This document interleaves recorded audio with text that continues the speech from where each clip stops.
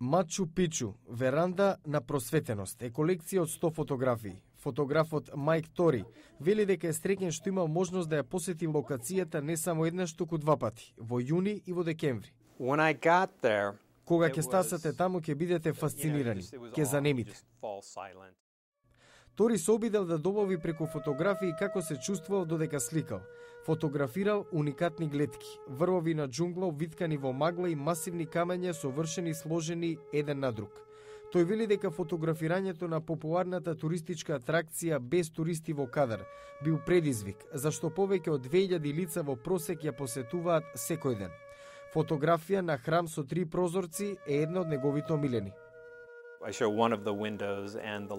Фотографирав еден од прозорците со светлина како минува низ него.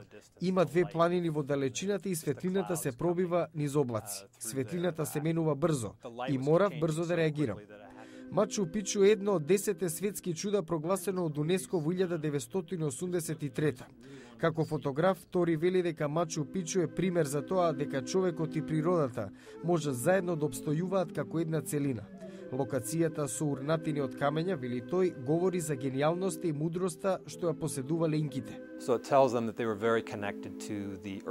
Тие биле поврзани со земјата и ја проучувале исто како што го проучувале и небото. Нивните храмови биле поврзани со сончевата светлина.